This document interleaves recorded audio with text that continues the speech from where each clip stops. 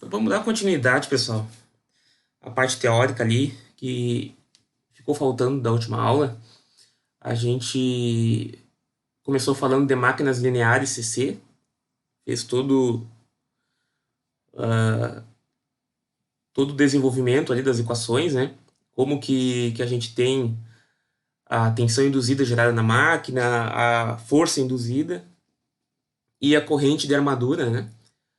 A partir dessas três equações, onde é que tá? A partir dessas três equações a gente conseguia entender, né, como que a máquina funciona. Então eu vou ter a minha corrente de armadura aqui, a minha tensão induzida e a minha força induzida, né? E a partir da regra de Fleming aqui a gente podia também saber para onde que essa barra aqui ia se locomover, para a direita ou para a esquerda, né? Considerando que ela tivesse presa aqui a esse trilho, onde esse trilho aqui era infinito. E a gente podia constatar para onde que ia ser o movimento de acordo com a regra de Fleming, né? Para motor e para gerador. Então, essas equações ali que a gente viu na última aula, para a máquina linear CC, elas representam praticamente a mesma forma, né, que a gente vai estar trabalhando com máquinas rotacionais, né, CC, onde não vai mudar esse comportamento aí das equações. Eu vou ter essas mesmas equações, só que por uma geometria circular, onde o que eu vou ter de diferente vai ser que a minha velocidade vai ser dada pela face que atravessa as linhas de campo do meu rotor, né, da minha armadura, e a gente vai estar representando a tensão induzida e força induzida não mais pelo B, né? A gente fez as deduções e deixou e encontrou, né, a tensão induzida em função do φ e de uma constante K aqui, né? Então a gente chegou no que a tensão induzida é igual a um K φ ômega.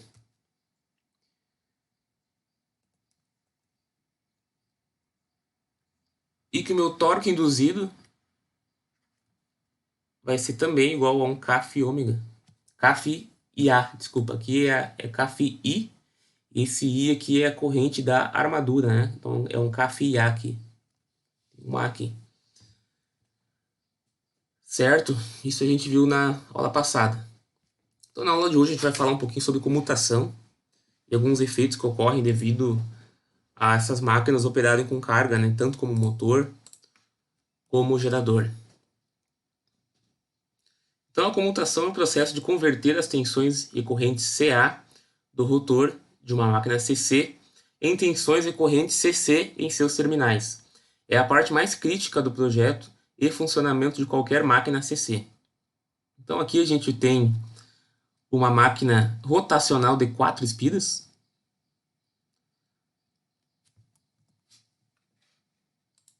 Deixa eu colocar a caneta aqui. Então, a gente tem a nossa espira 1, onde ela entra aqui, sai aqui, né? Ela entra aqui, entra na tela, né? Nesse ponto aqui, percorre todo o comprimento, né? Toda a extensão da armadura. Aí na parte posterior ela passa pela parte posterior, né? E percorre de novo esse lado aqui, né? O comprimento desse lado aqui da armadura e sai aqui nesse ponto aqui, onde nesse ponto ela é conectada a um segmento do computador, né? A mesma coisa para a bobina 2, né, para a espira 2, ela está conectada nesse segmento do computador, né? Então ela entra aqui nesse espaço, né? Isso aqui, pessoal, é tudo núcleo, tá? Essa parte aqui que eu estou circulando em vermelho é tudo maciço, para não dar confusão. Isso aqui é o núcleo da armadura. Toda essa parte aqui. Então isso aqui tudo é maciço. Tá? Isso aqui é tudo material ferromagnético. Toda essa parte aqui, né? Tudo isso aqui é material ferromagnético. Isso aqui não é vazio, não é um espaço vazio. E aqui nesse chanfro, né? É onde estão alocadas as minhas espiras, né? Como eu tenho só 4, então vou ter pouco chanfro, né? Vou ter mais material ferromagnético do que espaço para alocar espiras, né? Então, só para vocês não se perder, essa parte aqui toda é maciça, isso aqui é um material, isso aqui é um cilindro, né?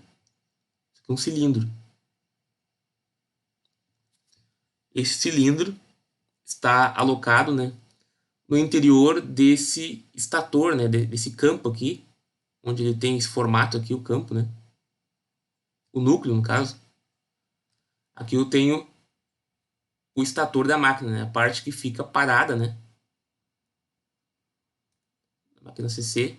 Aqui eu tenho o ímã, aqui é o polo norte, aqui é o polo sul. E esse cilindro aqui, ele está dentro desse espaço, né?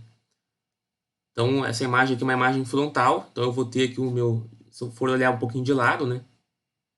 Eu tenho essa minha armadura aqui, que é o meu cilindro, meu rotor também.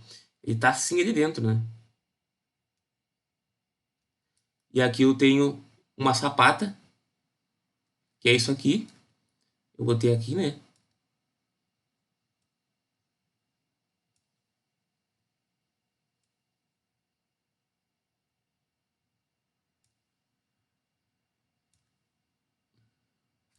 E aqui do outro lado eu tenho a outra sapata.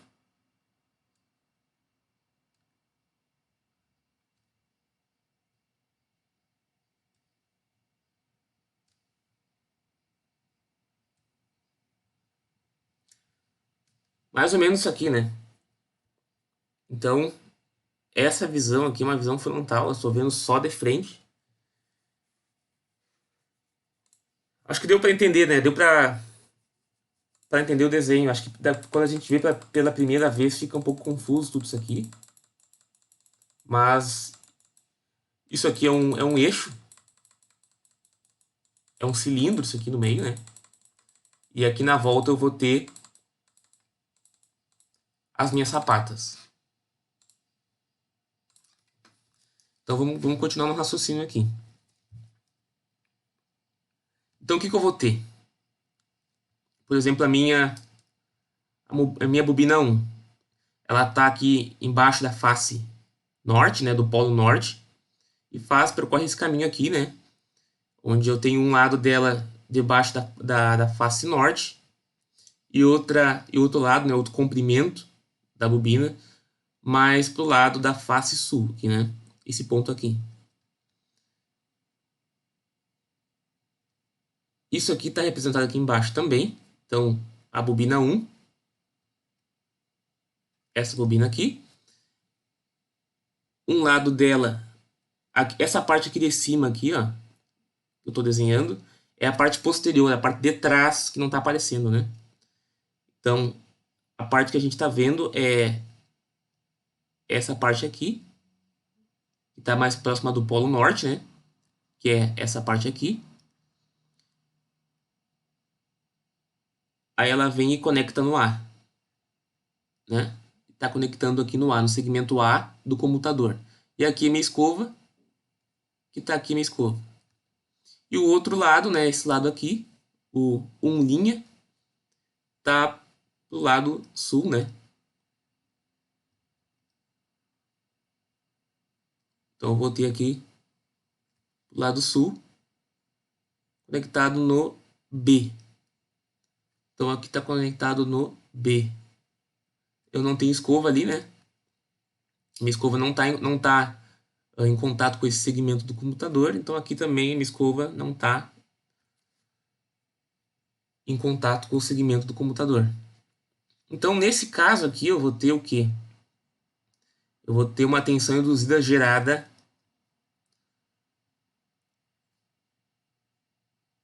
quando ela estiver nessa posição aqui. Eu vou ter tensão induzida gerada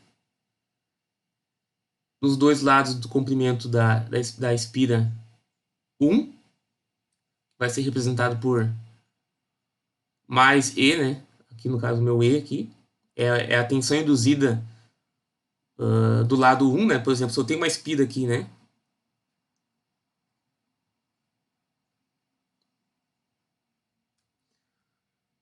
Aqui eu vou ter esse lado aqui esquerdo, eu vou ter o lado 1 linha. E esse lado aqui direito eu vou ter o lado 1. Ou vice-versa, né? Só para nós representar. E a tensão induzida é a tensão que se gera nesse comprimento aqui, né? Que a gente viu na última aula. Nesse comprimento e nesse. Só aqui que eu vou ter tensão induzida, né? Então, desse lado aqui eu vou ter E, né? Minha tensão induzida. E desse lado aqui também eu vou ter E.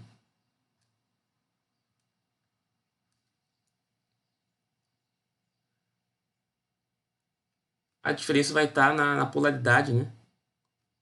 Aqui eu vou ter mais e menos. Aqui eu vou ter mais e menos. Então, se eu esticar ela, né? Se eu esticar essa bobina aqui, se eu esticar ela, eu vou ter o quê? Eu vou ter mais menos, né? Então, mais menos. Vem isso aqui, né? Então, a gente vai ter uma tensão induzida nesse segmento e nesse aqui. Nesses dois segmentos de cada espira, né? Então, quer dizer o quê? Que a minha tensão aqui no... Qual vai ser a minha tensão induzida total aqui nesse segmento aqui? Aqui nas escovas. Por esse desenho aqui, né? Que eu estou representando. Eu tenho o lado 2 linha, que é a minha segunda espira. Eu tenho a minha espira 3 e 3 linha. Eu tenho a minha 4 e 4 linha. Então eu tenho 1, 2, 3, 4, 5, 6, 7, 8. 8 E aqui de tensão induzida. Porém, eu tenho dois caminhos, né? Eu tenho que essas quatro aqui, estão em paralelo com essas quatro aqui. Com essas duas mais essas duas aqui. Então eu vou ter dois caminhos, né, em paralelo. A tensão é a mesma, não se soma. Então eu vou ter que minha tensão total aqui na máquina, aqui nesse ponto, vai ser igual a 4E, né? Certo? Então se essa máquina girar, aqui ela estava nessa posição, né?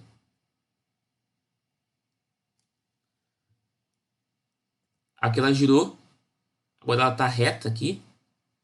Nesse ponto aqui eu não vou ter tensão induzida, né? Ela tá rotacionando. Ela estava assim e girou, né? Agora o meu 1 está aqui. Onde é que estava o meu 1 antes? Meu 1 estava aqui. Então ela está girando no sentido anti-horário. Então ela girou para cá, minha velocidade está aqui. Tá para cá, o vetor velocidade está para a esquerda, né? Eu tenho que as minhas linhas do meu B estão para cá, né? Então assim minhas linhas do meu B.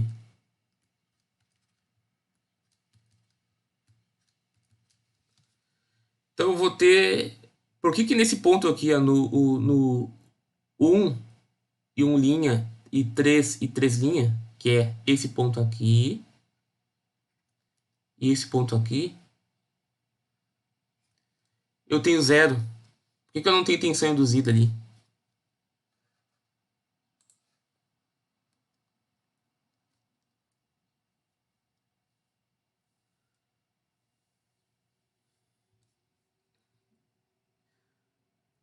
Das fórmulas lá que a gente viu na máquina linear CC, né? A gente tem o que? Que a tensão induzida é igual a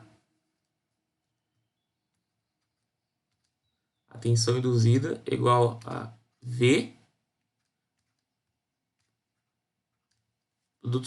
produto vetorial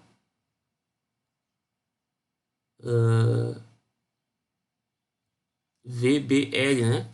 Isso aqui.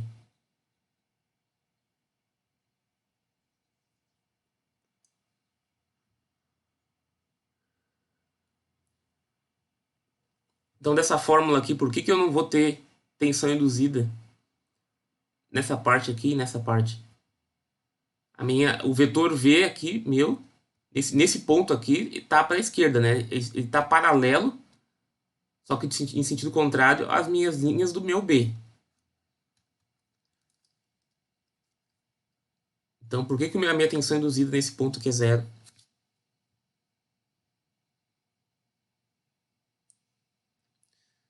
Messias, 90 graus. O que tem 90 graus, Messias?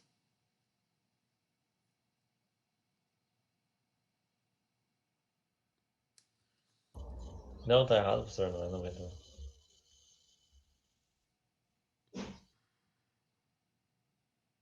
Eu vou ter o que é produto vetorial, né? Produto vetorial, isso aqui eu posso representar de que maneira? Se eu tirar esse produto vetorial, né? Isso aqui é um operador algébrico, né? Então, se eu quiser multiplicar o V pelo B, eu tenho que fazer isso aqui, né? V vezes B L seno do ângulo, correto? Então quer dizer o quê? Que quando essas minhas espiras aqui estão nessa posição, quer dizer o quê? Que eu vou ter seno de zero.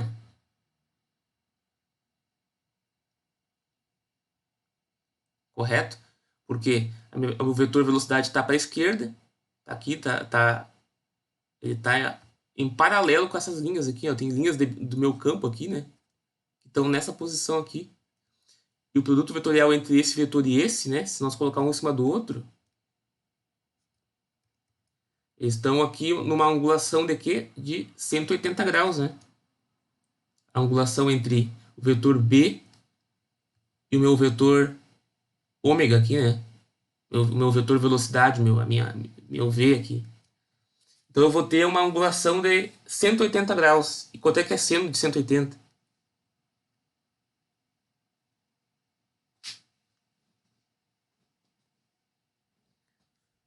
Zero.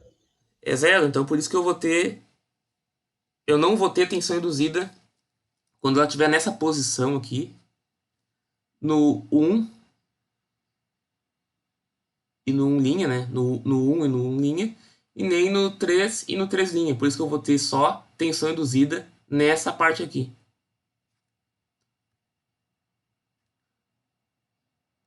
E por que aqui eu vou ter tensão induzida, então? Já que agora vocês pegaram a ideia, por que eu vou ter tensão induzida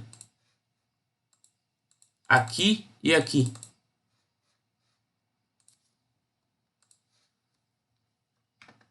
Então, onde é que está minha velocidade nesse ponto aqui? Se ela está girando para lá, minha velocidade está para cá, né? E a minha velocidade aqui está para cá, né? Meu vetor velocidade, né? Então a minha tensão induzida nesse ponto aí vai ser o quê? Vai ser metade, vai ser máxima, vai ser mínima. Nesse ponto, quando essa espira aqui está nessa posição aqui, a minha tensão induzida vai valer quanto? Qual vai ser a magnitude dela? Máxima. Vai ser máxima, né? Então vocês já percebem que essa máquina com 4 espiras, ela vai ter um torque não linear, né?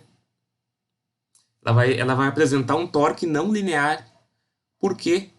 Porque quando ela girar, ela não vai estar mais nessa posição aqui. Ela vai, por exemplo, estar nessa posição aqui, né? E aqui o ângulo entre o meu V e minhas linhas de campo B já não vão ser mais 90. Aqui eu tinha 90, né? Vocês conseguem enxergar isso? Que aqui eu tenho 90 e aqui eu tenho zero? Conseguiram enxergar, pelo menos?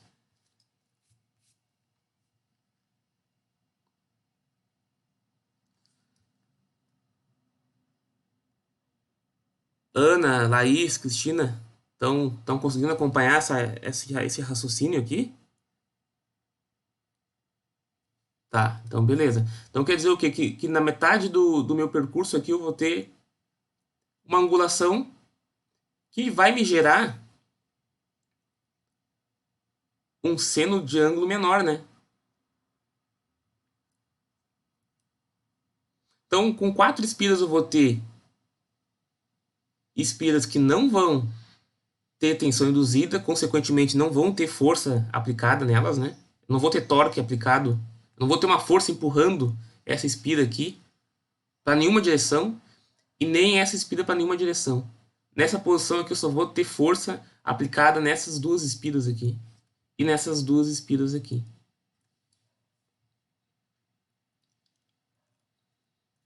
Então, para mim poder ter um torque mais homogêneo, o que se faz? Coloca mais espiras, né? Você coloca N espiras em posições espaciais diferentes. Então, eu vou ter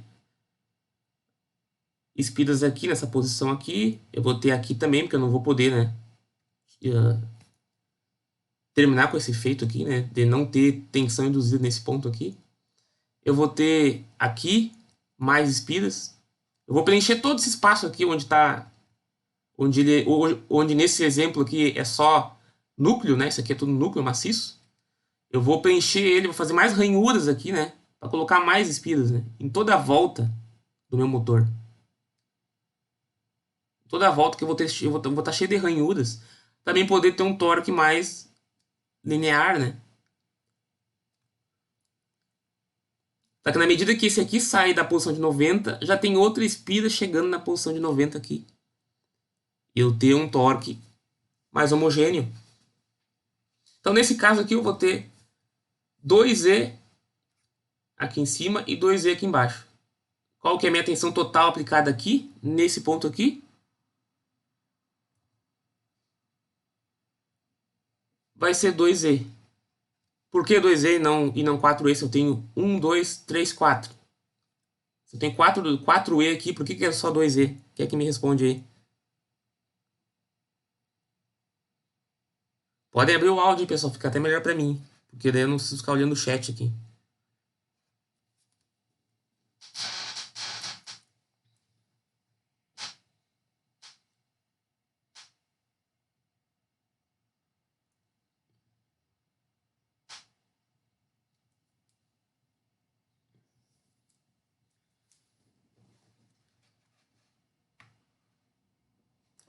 Se eu tiver, por exemplo, uma fonte aqui. Vamos apagar um pouco isso aqui.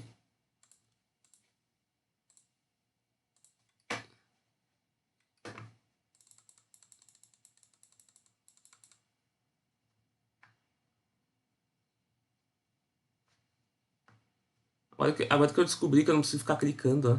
É só segurar o mouse que já apaga. É uma evolução isso aqui.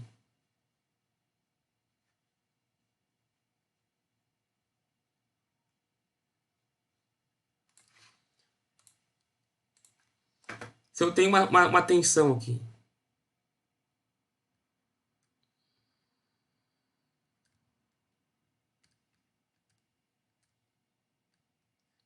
E tem dois caminhos. Eu tenho um caminho aqui. Eu tenho um caminho aqui. Tem dois caminhos, né? Aqui eu também tenho dois caminhos. Tem um caminho aqui.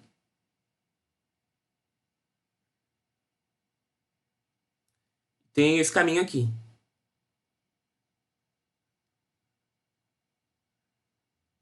Tem dois caminhos.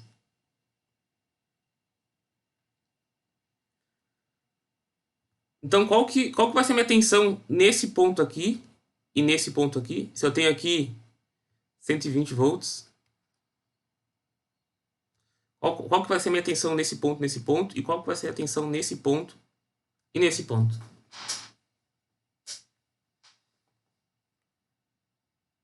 Elas vão ser diferentes? Vão ser iguais? Qual vai ser a tensão nesses dois caminhos, em paralelo? A Ana, kkkk, a da fonte, 120. Vai ter a tensão da fonte aqui, 120, e 120 aqui, porque a tensão em paralelo é a mesma, né? Então é a mesma coisa aqui. Aqui eu tenho tensão induzida nesse ponto aqui e tenho tensão induzida nesse ponto aqui. Só que eles estão em paralelos, né? Elas estão em paralelo. Então eu vou ter o quê? Eu vou ter que a minha tensão nesses terminais aqui vão ser 2E.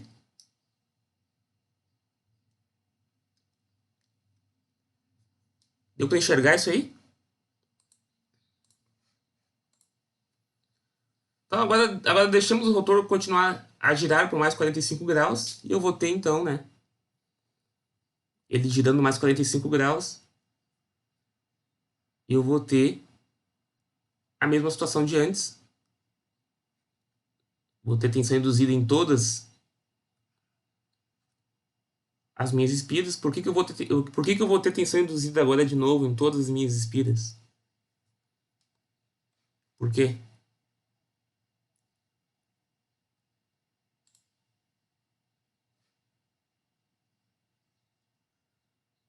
Podem falar, pessoal, vocês estão muito tímidos aí. Assim até eu fico envergonhado aí, porque vocês estão com medo de interagir comigo aqui. Podem falar, pessoal. Não quer dizer que estamos gravando essas aulas que... Imagine que a gente está numa aula presencial e eu estivesse na frente de vocês, e eu estivesse questionando vocês. É para ser a mesma ideia. A Ana tá com problema no áudio, tá? Ok. Então por que que eu voltei de novo aqui, Ana? Tensão induzida em todas as espiras.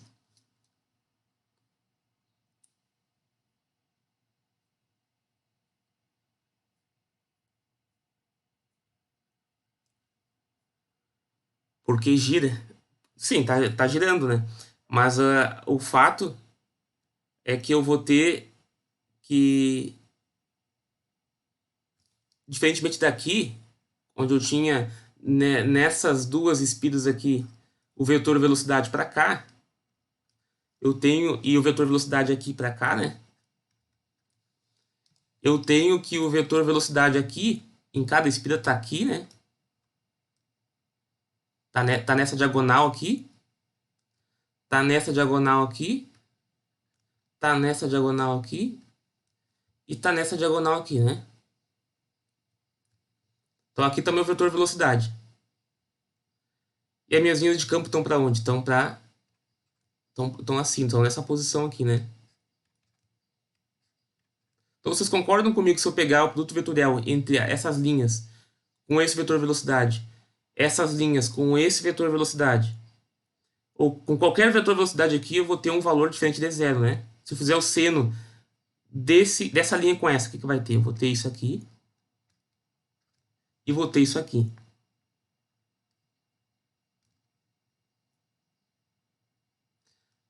Com essa aqui eu vou ter o quê? Eu vou ter isso aqui e vou ter isso aqui.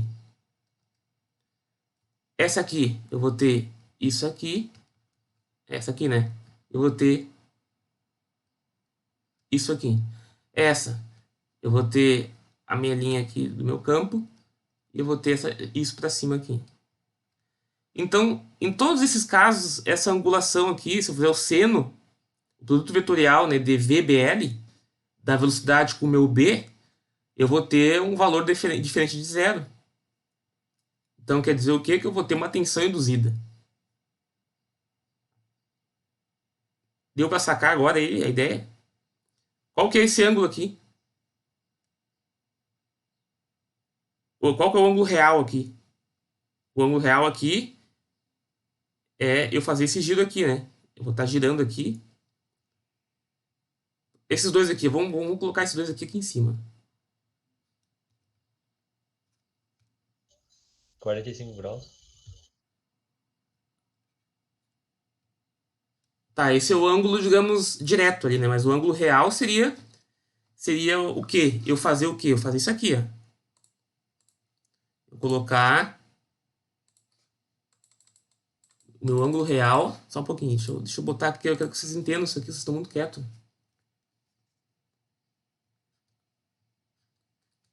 Meu ângulo real, né?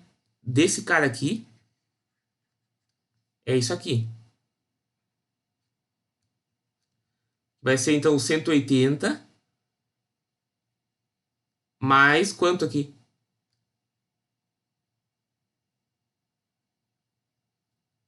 Mais quanto aqui, Messias? 45? Mais 45. Então vai ser seno de 180 mais 45. E todos eu vou ter essa. Eu vou ter essa angulação. Aqui também, se eu fizer aqui o ângulo aqui, eu vou ter 180 mais 90, que até aqui o meio, e até aqui eu vou ter mais 45. Então aqui eu vou ter tensão induzida em todos, né? Em virtude que minha angulação entre as minhas linhas do vetor V e a minha sapata polar é diferente de 180 ou 0. Se eu tiver 0 ou 180, eu vou ter o quê? Eu vou ter uma angulação, uma tensão induzida igual a 0 aqui, né?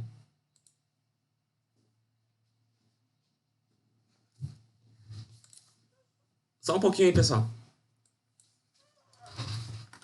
Vamos lá.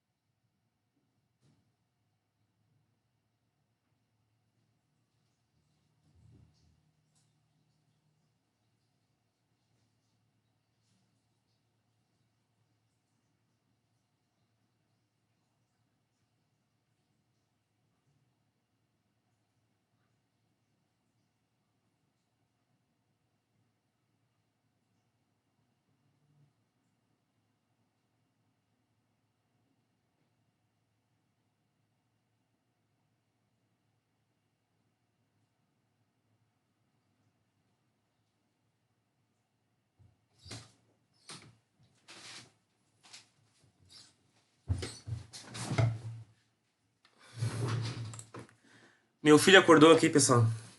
Veio aqui no escritório aqui. Tive que socorrer ele. Tá querendo fazer xixi.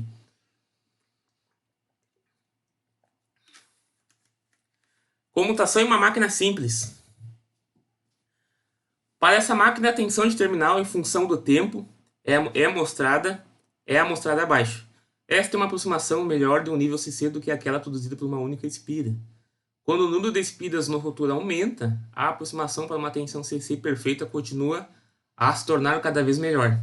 Então, quanto mais espiras eu tiver, menos queda de tensão eu vou ter, né? Porque, como eu tinha só 4, eu tinha duas espiras. Eu tinha duas espiras que ficavam em 4E, quando duas espiras estavam na vertical. Então, quando eu tinha na vertical, onde eu não tinha tensão induzida, eu tinha somente duas espiras com tensão induzida. Então, por isso que eu tenho essa queda aqui, né? Eu tinha isso aqui, né? Naquela posição. Então, se eu tenho mais espiras aqui, se eu tiver mais espiras, quando essas duas aqui estiver nessa posição aqui, né?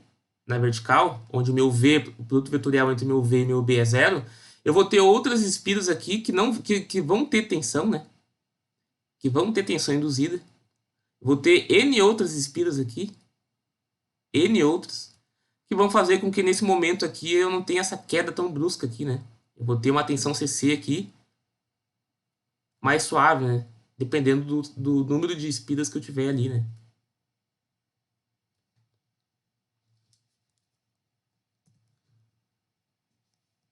Então, as bobinas do rotor, cada bobina consiste em diversas espiras, laços de fio condutor, e cada espira é encapada e isolada das demais espiras e da ranhura do rotor. Cada lado de uma espira é denominado condutor.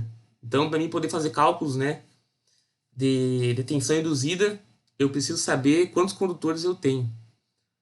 É o meu Z. Cada lado de uma bobina, de uma espira, é um condutor. Onde C é o número de bobinas no rotor. Então, se eu tenho 5 bobinas, eu vou ter 10 condutores. E aqui é o meu número de espiras por bobina. Eu multiplico, né? Se numa bobina eu tiver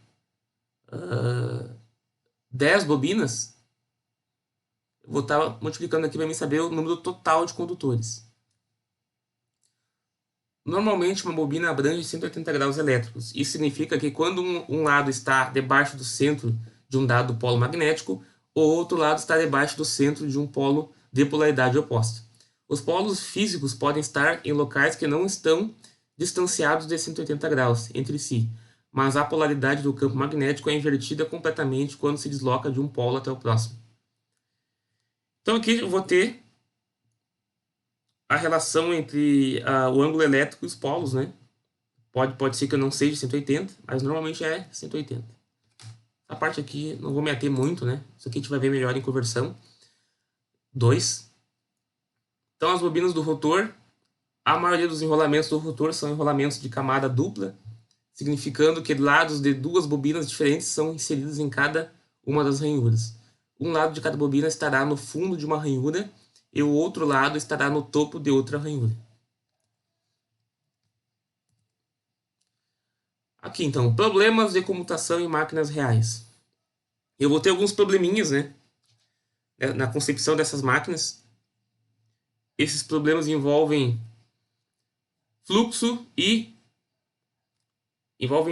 né, a interação entre o fluxo do estator e o fluxo do rotor, da armadura,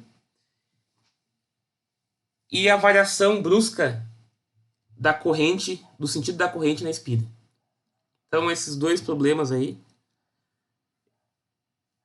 vão gerar essas duas propriedades, dá pra dizer assim, né, características da máquina, vão gerar reação de armadura e tensão LDI dt. O que é essas coisas aí? A reação de armadura, o que ela é? Se eu tiver, por exemplo, um rotor aqui imerso, né, num campo magnético originário do estator, né, onde eu tenho um polo norte e um polo sul, o caminho normal das minhas linhas de fluxo deve ser esse aqui.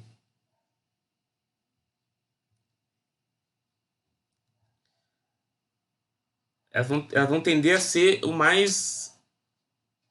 elas vão tender a ser mais paralelas possíveis, tá?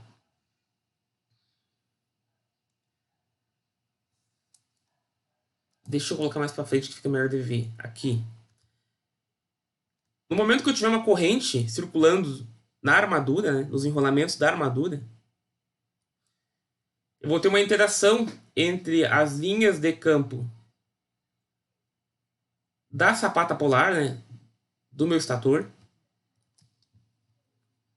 e da minha armadura. Esse aqui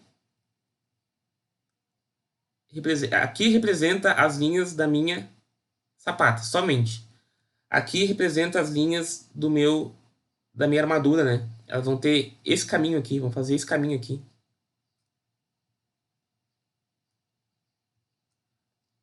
Vou fazer esse caminho aqui. E essa interação aqui vai gerar um deslocamento do plano neutro.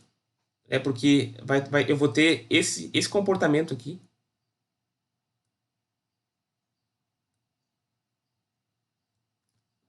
Né? Vou ter esse comportamento que vai fazer que o meu plano neutro se desloque. O que é o plano neutro? O plano neutro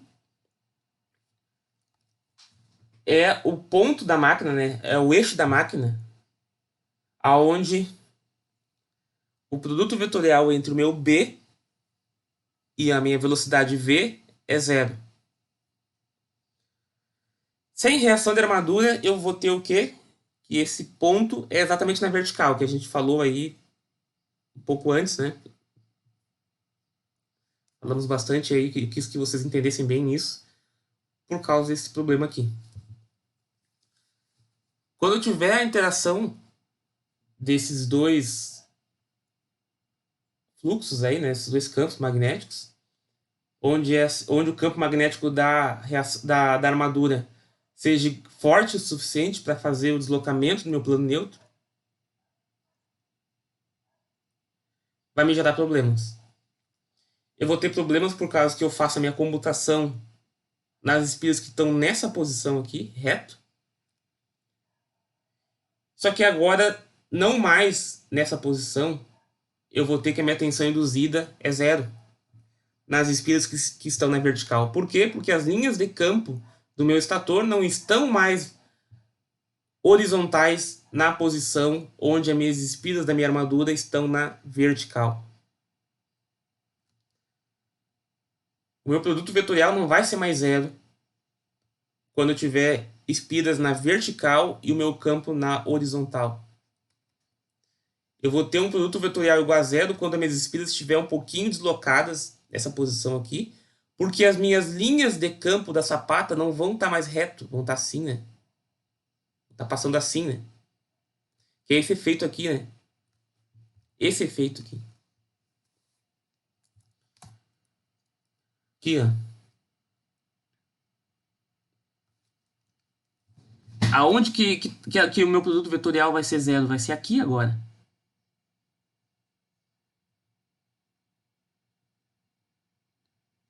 Deu para entender isso? Ana, Cristina, o Messias já viu isso aqui em conversão 2.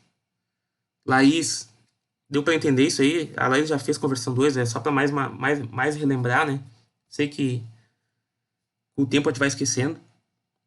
A Laís entendeu, a Ana entendeu também, e a Cris. Sim, também.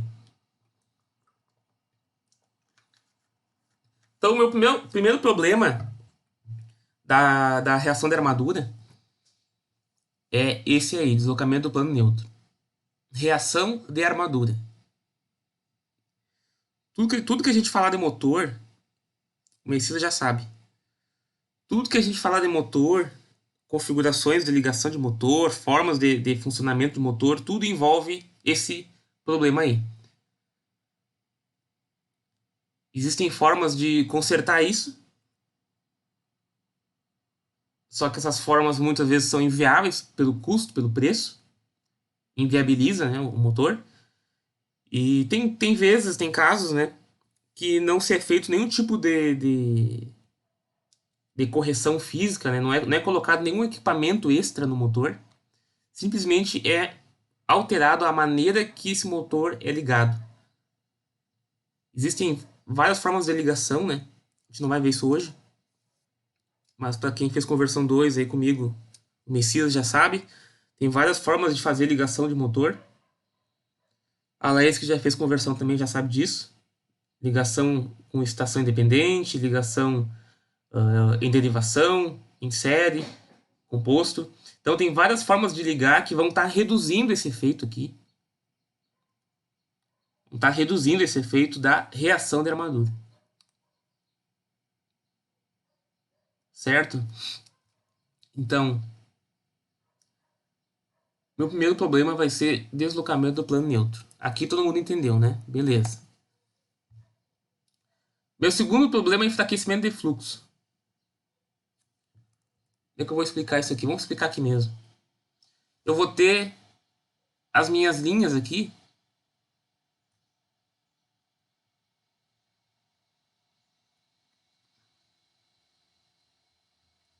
Vou ter minhas linhas aqui, né? Quando eu tenho esse problema aqui, as minhas linhas se concentram pra cá, né?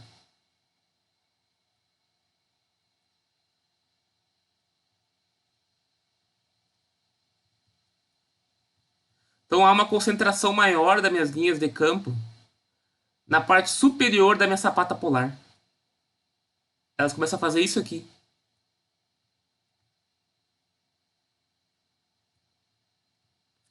Começa a ter uma concentração, uma densidade de campo maior aqui. E aqui embaixo também, né? Aqui elas fazem o caminho oposto, né? Fazem isso aqui.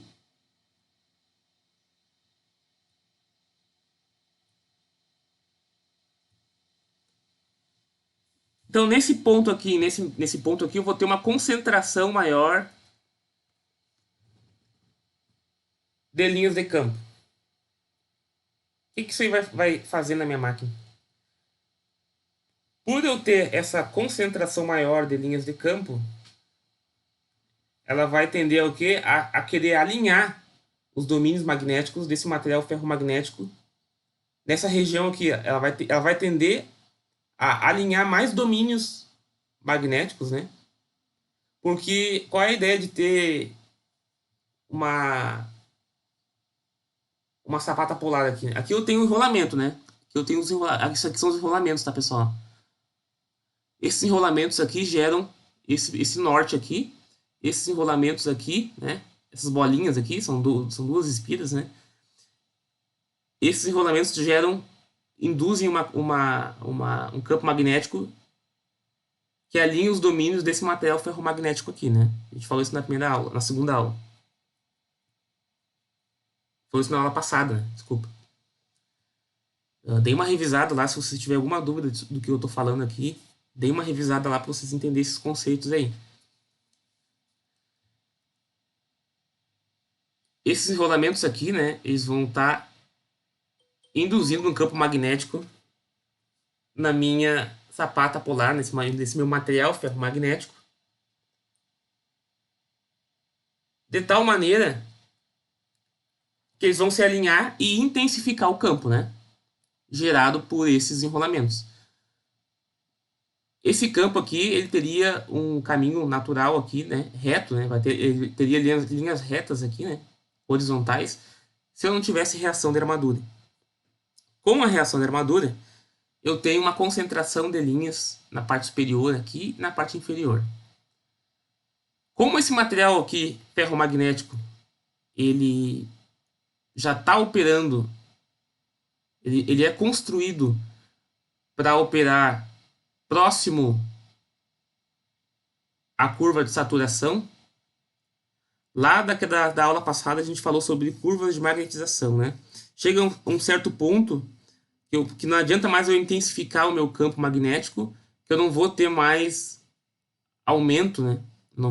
Eu não vou ter mais densidade de campo. Em virtude de quê? Porque o material saturou. Os domínios magnéticos do material já estão praticamente todos alinhados. Então eu não consigo ter a mesma proporção do aumento, né, do incremento da minha intensidade de campo com o aumento do alinhamento dos domínios. Então quando eu tiver essa concentração de linhas aqui, elas vão querer proporcionalmente alinhar mais domínios e não vão conseguir, porque o material já está saturado. E pelo material já estar saturado e não conseguir se alinhar, eu vou estar perdendo fluxo. Eu vou ter um enfraquecimento de fluxo. O enfraquecimento de fluxo se dá por causa disso. Muitas linhas de campo percorrem a mesma área do meu material ferromagnético, onde nessa área eu tenho uma saturação do meu campo magnético. Ou seja, as linhas de campo não conseguem mais proporcionalmente alinhar os domínios magnéticos do material nessa região. Então eu vou ter um enfraquecimento de fluxo. Na aula passada também a gente fez um exercício e a gente constatou que quando o meu fluxo cai, né, o meu B cai, a gente fez um exemplo para a máquina linear CC, que se aplica também aqui, o mesmo princípio se aplica aqui. Quando o meu campo cai, quando o meu fluxo cai, né, meu B cai, eu vou ter o quê? Um aumento da velocidade, correto? Inclusive a Cristina, na aula passada, me perguntou, né, eu indaguei vocês, e se quando eu tivesse um enfraquecimento de fluxo, ou uma diminuição do fluxo, né, naquele exemplo, o que aconteceria com a velocidade? Ela disse que ia diminuir, né? Bem pelo contrário, aumentou no exemplo. E aqui também eu vou ter esse efeito, né? Vai aumentar a minha velocidade, gerando aí uma tensão induzida maior. Essa tensão induzida maior vai fazer que a minha corrente aumente. Aumentando a minha corrente, eu vou ter uma força induzida maior. Aumentando a minha força induzida, eu vou ter uma velocidade maior e assim sucessivamente. Então a máquina tende a se destruir dependendo da magnitude dessa reação da armadura aqui. Então vai existir valores onde essa máquina aqui vai tender a se destruir. Claro que para que isso ocorra também, para que isso ocorra, eu não tenho o sistema de proteção, né, desse motor não deve existir, né? Porque em um dado momento a minha corrente vai subir tanto em virtude desse efeito que teoricamente teria que ter um disjuntor para desarmar esse motor, né? E o que eu estou falando aqui é num cenário onde eu não tenha limitações de corrente, né? Toda a corrente que o motor demandar, ele vai receber e só vai parar se ele se autodestruir. Então, nesse cenário aqui, ele se autodestrói se não tivesse se não tiver um disjuntor para desligar aí esse motor aí, né? Parar com esse processo aí. Então, o enfraquecimento de fluxo é isso, pessoal. Não vou me ater muito aqui, porque esses detalhes aqui a gente vê em conversão 2. Mas o enfraquecimento de fluxo é exatamente isso. Então, aqui, ó, nos motores, o efeito pode ser mais sério. Como já mostrado, quando o fluxo do motor é diminuído, sua velocidade aumenta. No entanto, o aumento da velocidade de um motor pode elevar sua carga, resultando em mais enfraquecimento de fluxo. É possível que alguns motores CC em derivação cheguem a uma situação de descontrole como resultado do enfraquecimento de fluxo. Nessa condição, o motor simplesmente permanece aumentando a velocidade até ser desligado da linha de potência ou ser destruído. Então, meu segundo problema é enfraquecimento de fluxo, né, que altera os aspectos ali da máquina, né, a velocidade, a corrente, a, a corrente de armadura. Né? E no momento que eu vou ter uma corrente de armadura maior, eu vou ter mais enfraquecimento de fluxo ainda, porque a corrente da armadura aumentou. Né? Então, a interação vai ser mais forte ainda entre o campo do meu estator, né, das minhas sapatas, e o campo da minha armadura. Eu vou ter mais interação e mais enfraquecimento de fluxo. Mais saturação dos pontos ali que a gente comentou, né? Vou ter mais saturação aqui, porque isso aqui vai ficar mais distorcido ainda, vai fazer com que as linhas se concentrem mais aqui, e isso aí gera mais enfraquecimento de fluxo. Certo? Outro problema é as tensões LD e DT. Isso aqui é um problema quando eu tenho uma variação rápida no sentido da corrente dentro dos segmentos do computador, né? Eu tenho as minhas escovas, que elas vão comutando segmentos, né? Quando eu tenho a troca ou a passagem de um segmento para o outro, eu vou ter a inversão da corrente. E essa inversão rápida da corrente aqui, né? Essa variação rápida da corrente gera um faiscamento, gera um problema, né? Onde eu deveria ter um caminho reto aqui, eu tenho um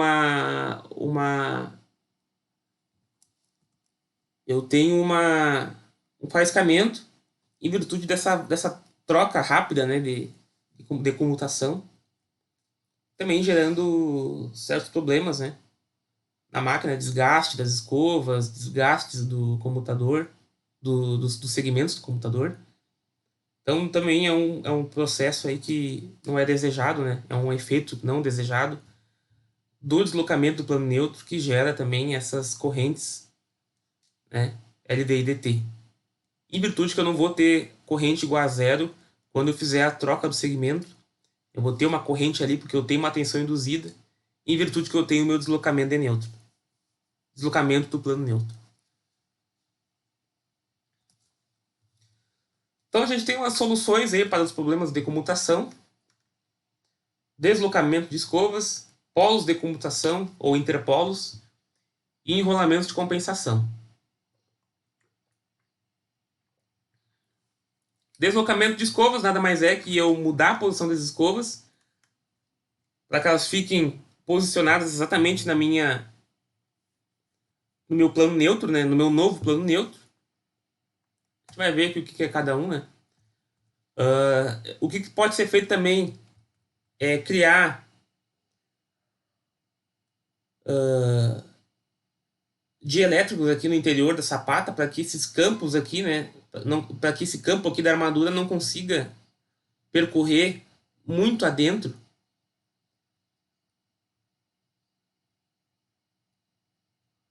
a minha sapata polar. E também vai forçar, né, essas linhas aqui permanecerem nessa posição aqui, né? As linhas aqui, por mais que vai ter interação com o campo da armadura, esses dielétricos aqui, né? Esses materiais aqui com uma permeabilidade magnética menor, né? É inserido, então, chapas aqui com permeabilidade menor dentro da sapata. Por ter uma permeabilidade menor, o que vai acontecer? Quando tiver essa interação aqui, as minhas linhas não vão tender tanto a fazer aquela curva, né? Essa curva aqui.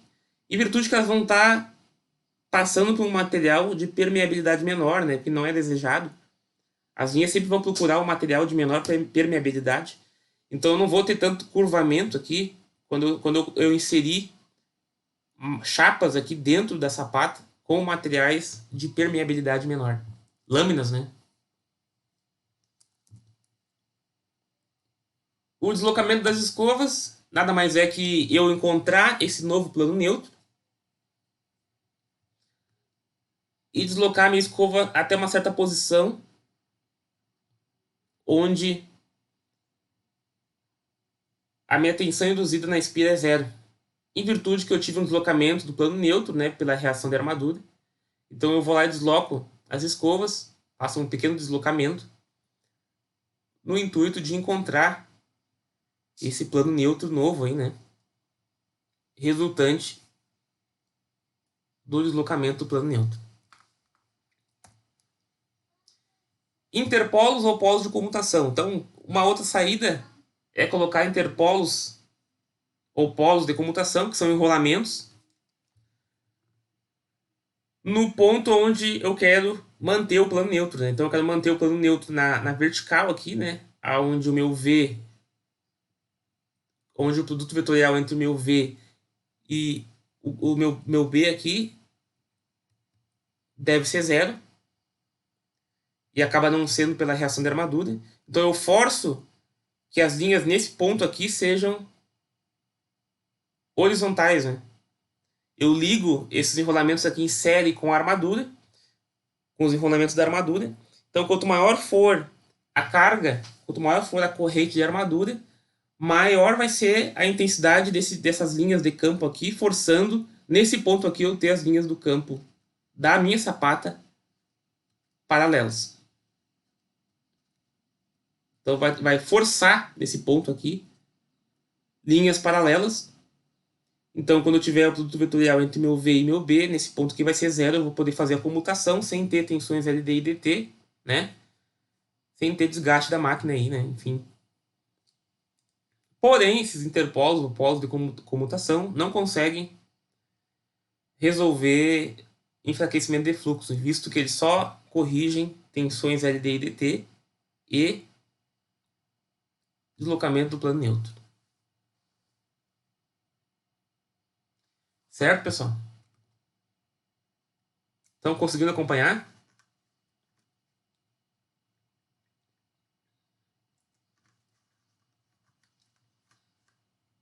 Tá certo.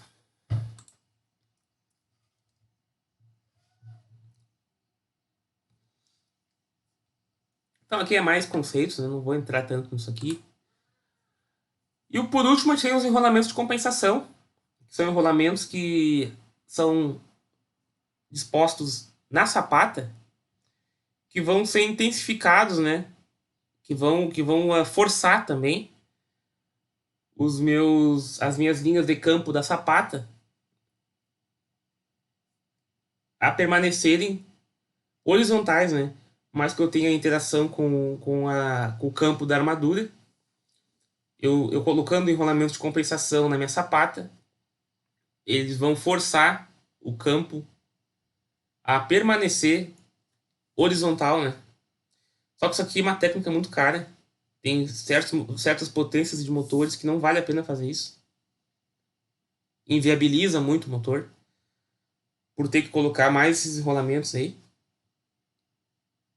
Então, existem muitos motores que trabalham aí com reação de armadura, né? Tendo, assim,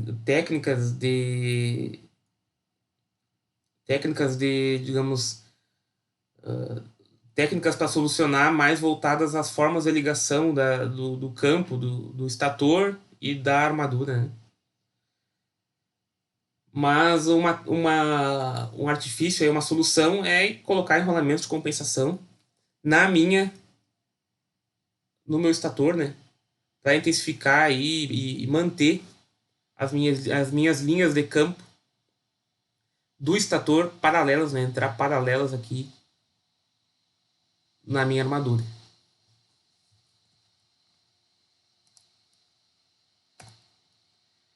E aqui algumas fórmulas, né? Para cálculo de EA. Então, o meu EA vai ser K linha Φ. Aqui eu tenho K linha, não K mais, porque eu estou considerando em RPM, tá? Eu estou considerando em RPM, então vai ter mais constantes que vão entrar aqui, né? Constantes essas que dependem de aspectos construtivos da máquina, que vão estar entrando aqui. Então lá atrás a gente definiu Kφ ômega, e aqui eu vou ter então condutores, polos, né? Caminhos. Então eu vou ter um K', né? Não mais o K. Que vai considerar o número de condutores, porque aqui eu quero saber a tensão EA total, né? Minha tensão induzida é VBL, mas eu quero saber qual que é a minha tensão total gerada na máquina, nos terminais. Meu EA é o produto final de todas as tensões induzidas geradas por todos os enrolamentos e todos os caminhos. Então eu vou ter que ainda colocar aqui. Normalmente a gente passa para RPM, não mais em velocidade angular. Tá? E aí eu vou considerar para cada caminho aqui. Vou considerar o número de polos da máquina.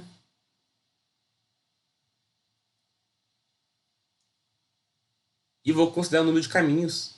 O A aqui é o número de caminhos possíveis, né? Certo, pessoal? E o conjugado também vai depender, né, do número de condutores, dos polos da máquina, né? E o número de caminhos, que é o A.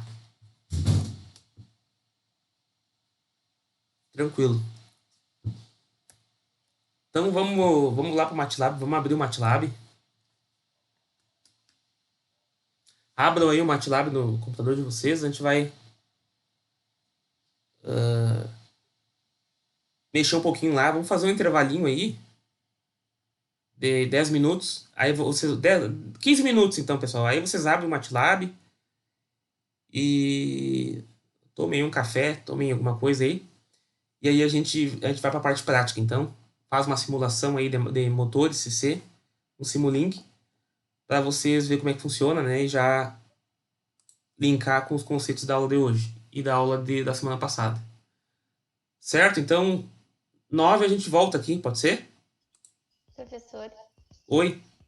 eu fui tentar rodar o setup ali para instalar e dá um erro que ele não está conseguindo encontrar o cannot find appropriate setup execute file. Ele não tá dando errado. Ele não consegue encontrar os arquivos. O Cristina, tu consegue compartilhar tua tela para mim ver se deu algum problema não sei se tu teria como compartilhar tua tela, eu vou tirar aqui da apresentação. Sim. Aí eu vejo Compartilhar. se tem o que a gente fazer aí, se vamos ter que ver uma outra maneira de tu baixar isso aí. Tá, Pode ser? pode. Tá, eu vou tirar aqui então a minha e tu coloca a tua. Então, pessoal, eu vou tentar aqui ver com a Cristina, às 9 a gente retorna, tá?